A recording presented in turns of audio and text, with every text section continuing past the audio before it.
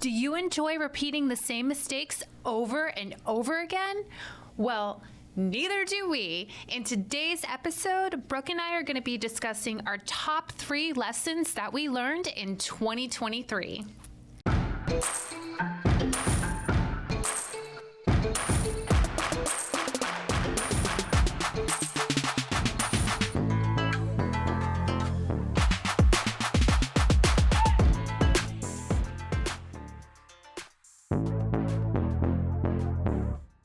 Lady bosses, are you working even after putting the kids to bed but still not getting results? Are you tired of spending money on ads that aren't getting engagement? Do you feel burdened that you aren't fulfilling your purpose in life because you are so consumed with work?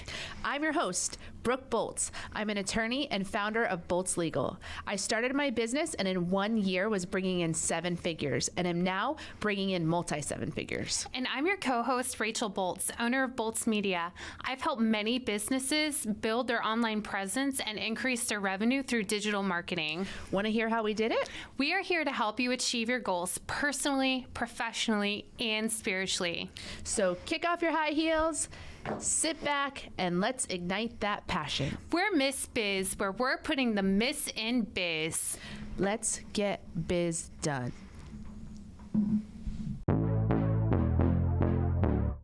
No matter how long you've been in your profession, you can always be learning. That's one of the reasons why I love my profession as an attorney, is that every case has unique differences to it that allow me to constantly be challenged and constantly be learning. And as a business owner, I am equally committed to learning, but part of the process is to sit and reflect on the things that have happened during the year and recognize what lessons those are so that you can improve in years to come. So that's what we've done, is we've sat down and looked at what are our top lessons from 2023, and we're excited to share them with you. Yeah, don't be an old dog, learn new tricks. And we want to encourage you, after listening to this episode, to take that same time of reflection and think about the lessons that you've learned.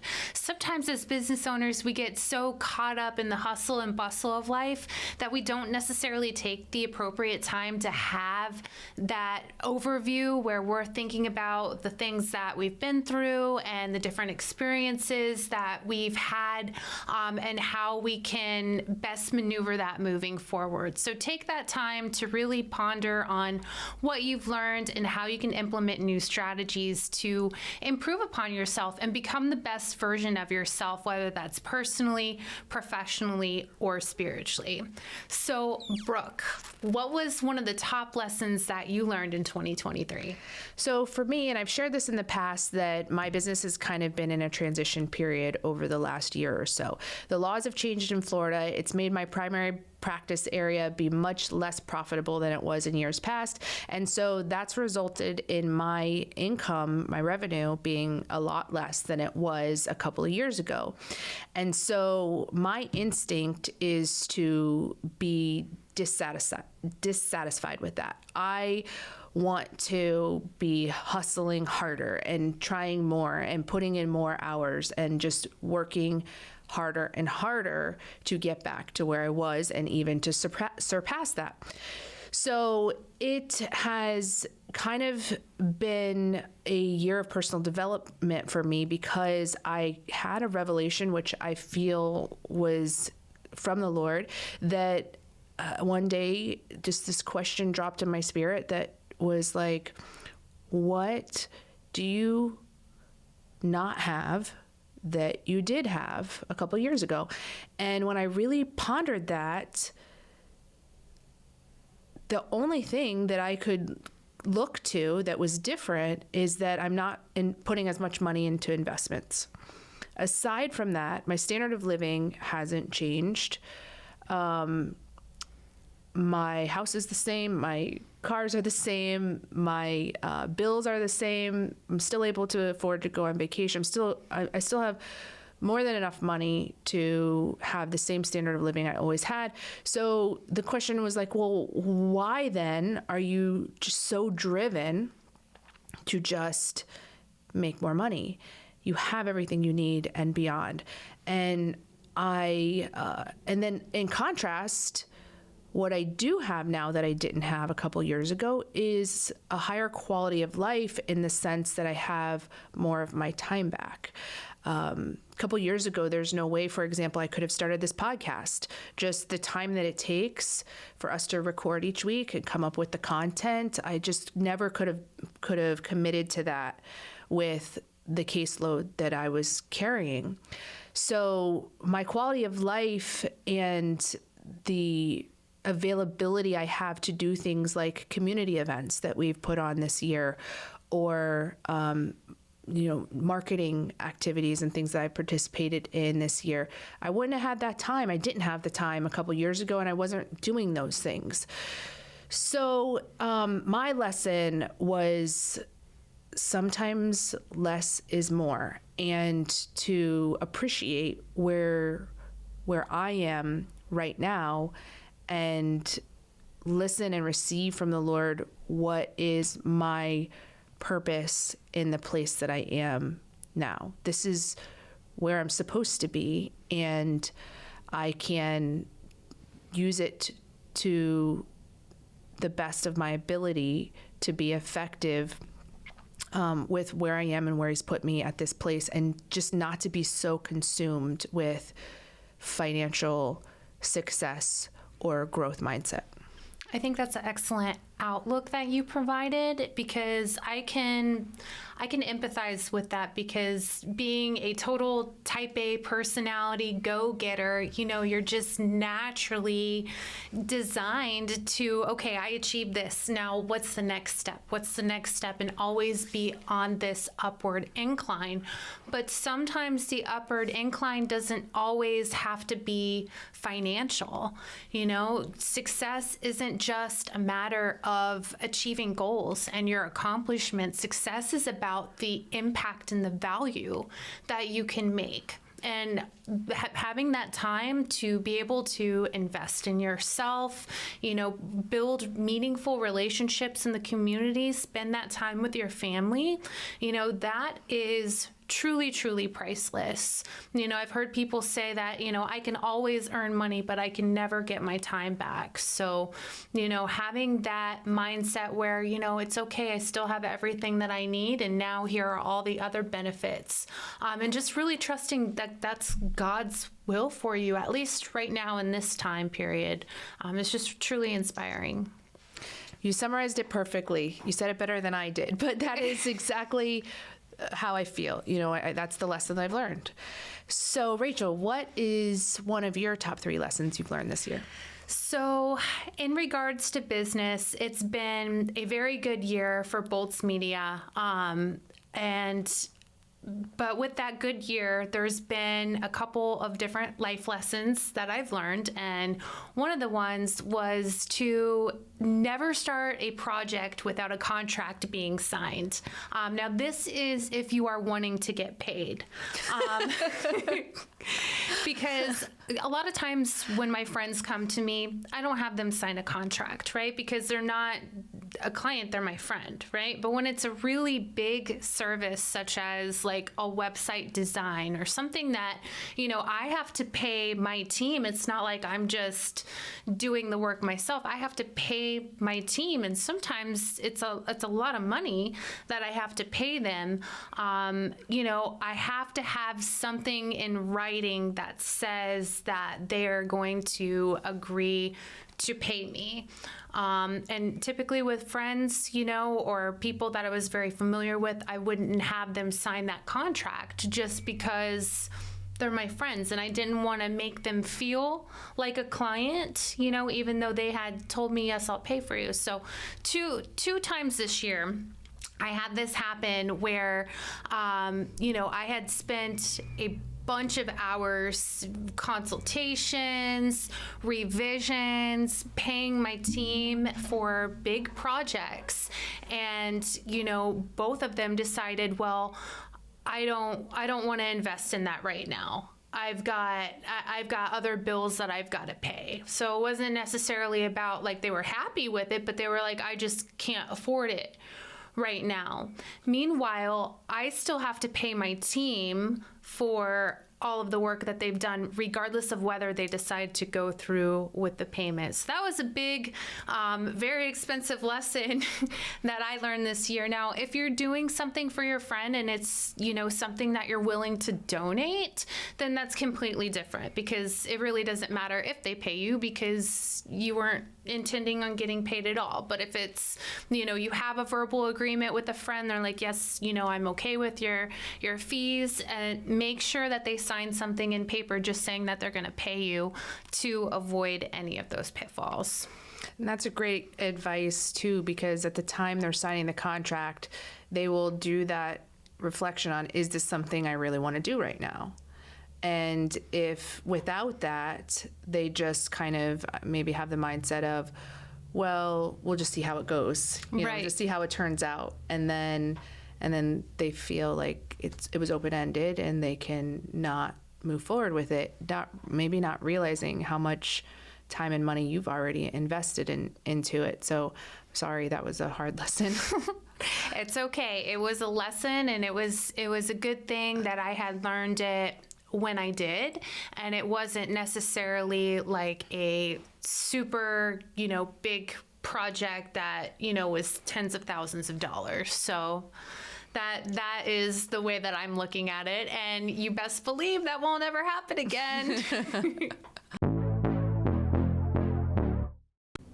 If you enjoy the Miss Biz podcast but still have questions or need advice, we have some exciting news for you.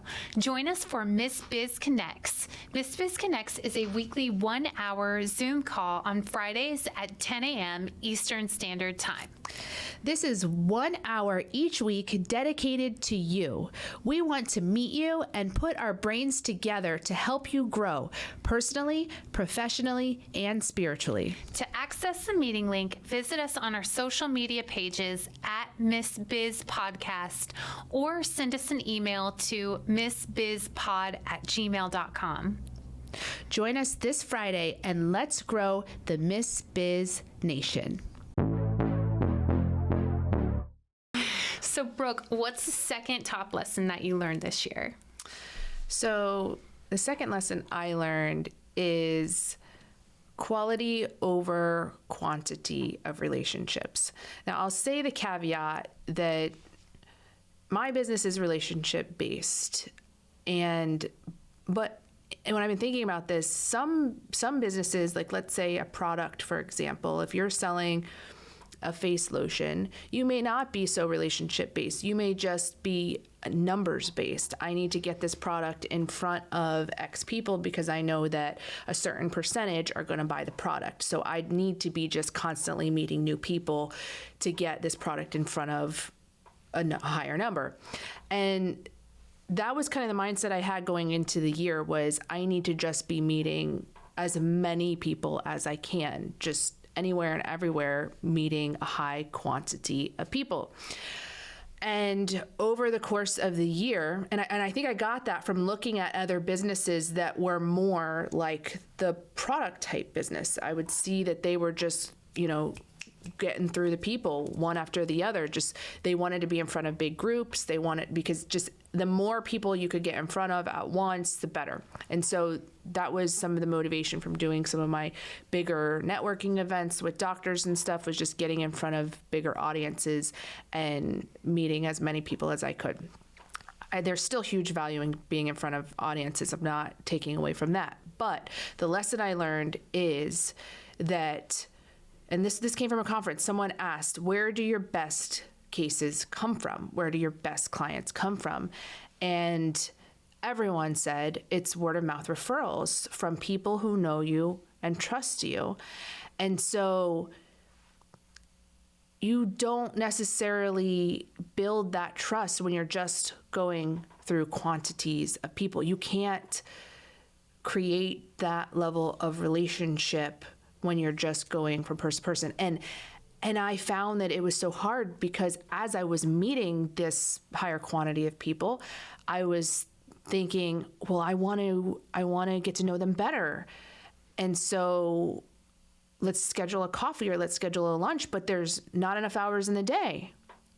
So the more people that I had that were that I wanted to get to know, the less I was able to actually get to know them, because I just couldn't, there's just not enough time to go continually meet with and talk to these people. There's just too many of them. So I learned the lesson of find your people. You know, when I would do these networking events, there would be, let's say, 40 or 50 people there. And I had the intention of, I'm going to try to make an impact and add value to every one of these people. And at the end of the day, there were some that just our relationships clicked, or our personalities clicked. And we just hit it off right away. And it was a very natural development of the relationship. And then there was others where it was kind of awkward and uncomfortable, and we just didn't really hit it off. So it wasn't a natural relationship to build anyways. So I didn't really have to.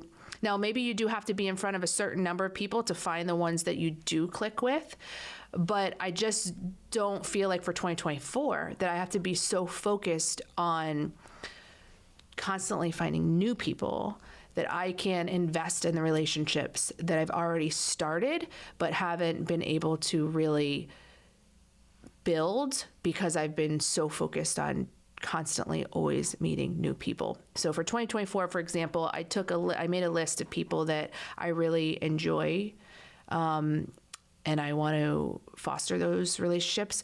And I asked my assistant to go through every quarter and schedule us for a lunch or coffee, so that I'm sure to be connecting with them on a quarterly basis, so that it's on my calendar and I can't get too busy and forget about it. It's there, and that means I'll do it. And so that's kind of the mindset that I have going in 2024 is I've already met a lot of people. I've already had a lot of clients. Those are frankly the most likely to refer me new cases anyways, are the people I already know. So why am I always just trying to find more instead of really investing in those that I already know? Yeah, and I think by investing in the relationships that you already have, right, you're going to have friendships that last a lifetime. Whereas if you're out, kind of like Pokemon trying to catch them all, right, like you're not necessarily going to have a lifelong relationship with, trying to meet as many people as possible. So I agree that really strengthening those bonds that you already have can be good. And you don't ever want it to feel like it's a chore, because when you start meeting with so many people, you start to get overwhelmed. You've got this networking event, you've got coffee with this person, lunch with this person, this other networking group, then you got, a community event over here. It can get to be a lot, and you could get burnt out. So really cultivating the relationships that you already have and strengthening them to where they're unbreakable is going to give you a lifetime friend and a lifetime referral partner. And I'll say one other caveat is that I've had my business now for 6 years. And so I'm at a place where I already have a bunch of people that I know that I can invest in. If I was day one, just starting out, then I would need to probably be a little bit more about quantity, because I wouldn't have those relationships built yet or even identified yet to then build. So if you're new and you're just kind of starting out, you do want to kind of get out there and figure out who your people are. But once you know who they are, I just have found that I can invest my time and energy into those people who I really relate to, and then maybe add one here and there, but not be so consumed with just numbers. Yes, and so the second lesson that I learned kind of kind of ties into that, but not really. For me, time blocking that family time is really important because you can get in such a habit where you're trying to meet with so many people and strengthen the relationships that you're always gone, or at least that's what was happening to me. You know, I would have video and photo shoots on the weekend and networking events at night, and then all of the work that I had to do that I just felt like I was constantly working. And I kind of had an epiphany where I'm like, you know, there will be times where I absolutely need to work on the weekend. If it's a big enough job, I need to be able to work on the weekend. But I don't need to work every single weekend. You know, I need to make sure that I'm spending adequate amount of time with my family. So I actually started blocking off time in my calendar where on the weekends where at least 2 or 3 weekends, you know, I'm spending that time with my kids. I also have like a very hard shut off time at night where I don't do any work past that time because that's family time. So that was something that I had to implement because I was getting into the habit where I was just constantly working, and I really learned to start delegating more to my team. And they're amazing. So because I'm able to delegate a lot of that stuff, I now have that time where I can block off family time. And nothing else will get scheduled in that time unless it's an emergency, like, you know, somebody's hurt or something like that. But other than that, like, family time is family time. And that's just an epiphany that I had this year. And that is so important, and that goes to your quality of life too. I mean, we need that family time to decompress and rejuvenate, and our children need it as well, and our spouse needs it. Like we all need that time away from work where we can just shut off our brains, which is hard. I know for you too. Like we just are always thinking of new ideas. I dream about work in my sleep. Like it doesn't ever stop. Even though it stops, like it's really hard to mentally stop it sometimes. Absolutely. But I applaud you for setting those boundaries for yourself because you need it. And I remember when you were every weekend, it seemed you were out at shoots and video shoots. And I thought internally, this must be really hard for her to not be able to spend that time with your kids because it's the only time you have, really. They're in school, you're working during the week, and those evenings and weekends are the only time that you have, and then it's gone in an instant, as we know, as they grow. So I'm really happy for you that you've been able to find a better balance. So my third lesson that I've learned in 2023 is that I don't have to be afraid of or exclude my competitors. And this kind of goes in line with the second lesson. When I started doing these networking events this year, I had the mentality at the beginning that I needed to be the only lawyer in the room. That was the whole benefit. They're coming to meet me and I'm coming to meet them. And as the only lawyer in the room, I'm excluding any competition. And I really realized, kind of like I shared before, that there are just certain people that I'm going to connect with anyways, and some people that I'm not. And so I don't need to be the only lawyer in the room because I'm still going to connect with the ones that I connect with. And if there's another lawyer in the room, then it's going to bring more value to that other person who connects with them. And so if I wasn't going to connect with them anyways, then I'd rather them be able to connect with somebody else rather than it just seeming like a lost cause because they came to an event and didn't really make a relationship that has the potential to build upon. So that was a really big lesson for me because I have always viewed other lawyers as my competition, and now I don't. Now I look at them as, you have the people that are going to be your people, and I'm going to have the people that are going to be my people, and we can all work together to find who our people are. And that was a really big learning lesson for me. So going into 2024, I've already talked with another couple lawyer friends that we're going to partner up to do some events together, because we can be more impactful with when we're joining forces than just all trying to build our own empires independently.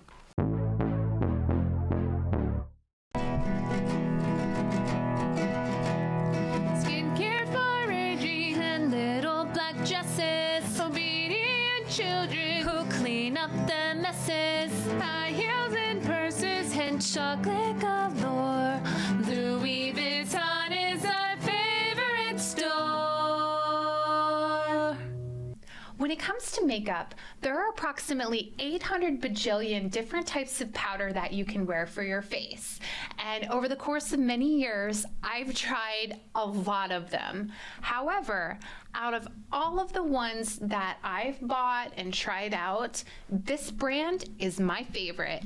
This is the Bare Minerals Bare Pro, and I'm wearing the shade Light 20 Neutral. And what I really like about this powder is that it's long lasting, and it really just gives your face that full photo finish. You don't even have to wear foundation because the coverage in this is excellent. Absolutely. That is so important because a lot of times the people that are doing the same thing that you are the ones that can help you the most. I have other friends that do digital marketing, and we share advice and tips. We'll ask each other, have you ever came across this? What did you do when this happened? Or how did you do this? And we just help each other. There's no hard feelings. We're just there to support one another and help each other grow. So it's definitely better to have friends than rivals, for sure. 100%. So my third lesson was I really learned how to respond instead of react. Now, it's always going to be a work in progress, right? Because we're all human, right? But in the Bible, and forgive me, I might misquote it, but it says to bless those who curse you. And I've really been trying to fill that in my life. And it's almost like because I've been trying to fill that in my life that I've been tested. But I had a situation happen earlier this year where I got a pretty nasty email, and the person was very condescending, basically just was very, very disrespectful. And, I learned, okay, I'm going to take a big deep breath and I'm going to pray for this person. And, years ago, I probably would have just immediately responded with, the first thing that came to mind, telling them about themselves.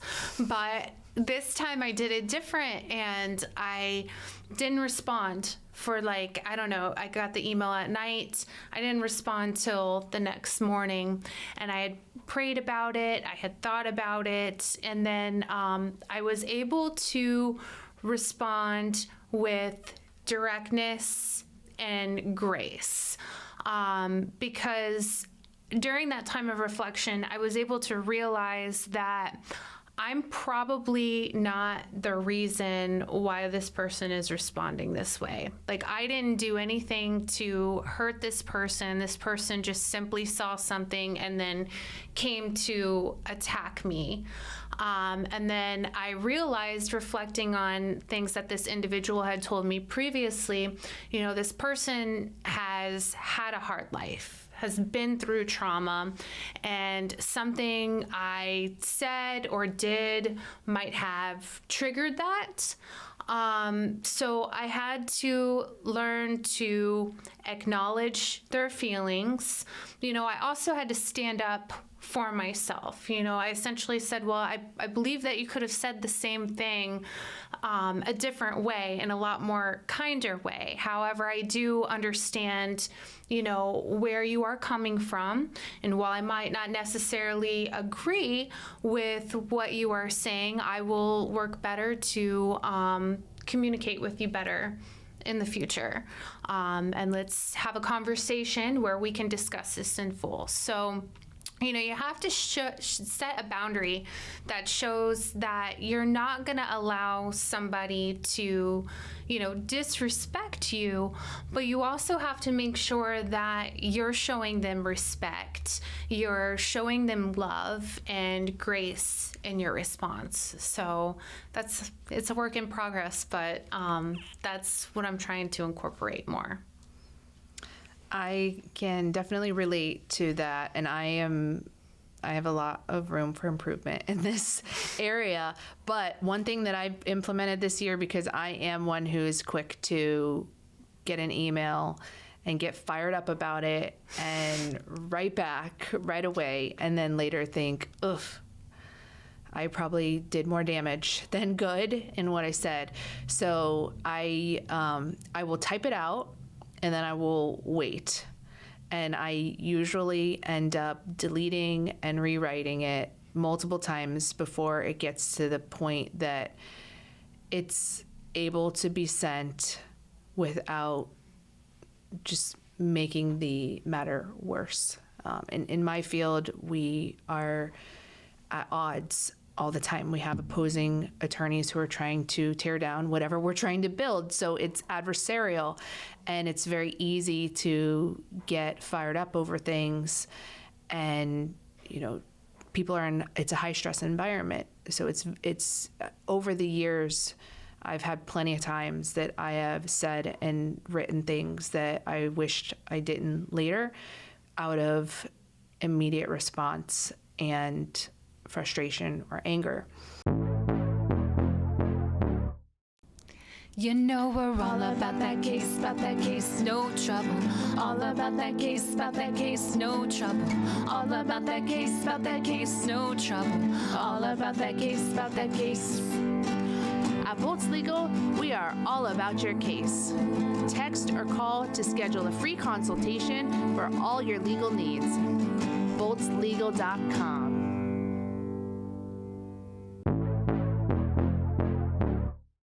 And so, but I do think about you, because you are much more patient in those ways. Even though you may feel a certain way, you don't say them the way that I will. The way that I will. You will turn it around to focus on the positive. So you have been an example for me on how to be better at that, and I'm still trying to get there. But from my perspective, you do a great job at de-escalating situations and coming back with a positive attitude. Well, it's all about relationship building. And like I said, it's a work in progress. But, what I've learned, and I love that you brought up the thing about, rewriting the email, because I do that with text messages too. I'll go into notes and I'll start writing, what I want to respond with, and then I'll wait, and then, I'll even pray about it, and then go back and rewrite it. But, kind of my frame of mind is I try to think, what can I say or do to resolve the situation, or at least help bridge the gap, or, work on the level of communication or whatever is missing? What can I do to attempt to resolve this? Whereas, years ago, that wasn't my mindset at all. It was, I'm going to prove this person wrong with X, Y, and Z, and I'm going to attach these things, and, but you can't be like that, and some people, you're never going to be able to prove to them anything or show them anything, because either they've been hurt, or, they have some changes that they have to go through themselves to be able to see beyond themselves. And that's where you just got to kind of take a step back and think, okay, what is that person going through right now? Are they projecting this on me? Was this, what can I do, in the future to prevent something like this from happening? But then what can I do in the now to try to restore this relationship? I like that. Focus on the things that you have in common versus the things that you are disagreeing on. In mediation is a settlement conference where we try to reach a resolution on a case. And the beginning of the mediation is always, okay, well, this is my point of view. And then the other side is like, well, you're wrong because, and then I'm like, no, you're wrong because, and at some point I'm always like, okay, look, you're never going to convince me that your side of the case is right. And I'm never going to convince you that my side of the case is right. But let's just talk about how much are you willing to pay and how much is my client willing to accept? Like, let's just talk numbers at some point because we're just wasting time trying to convince each other of our respective points of view. So anyways, I think that is a great lesson and something that we are all learning and working on an ongoing basis. Yes, absolutely. So now we want to hear from you. We want to hear what was your top lesson that you learned in 2023. We appreciate you and are honored to be on this journey with you. We can't wait to help you, to encourage you, and show you how to grow personally, professionally, and spiritually. If you found Miss Biz helpful, please leave a review and share with others. You can follow us on social media at Miss Biz Podcast. For legal questions or services, please visit boltslegal.com. And for digital marketing needs, please visit boltsmedia.com. Let's get biz done.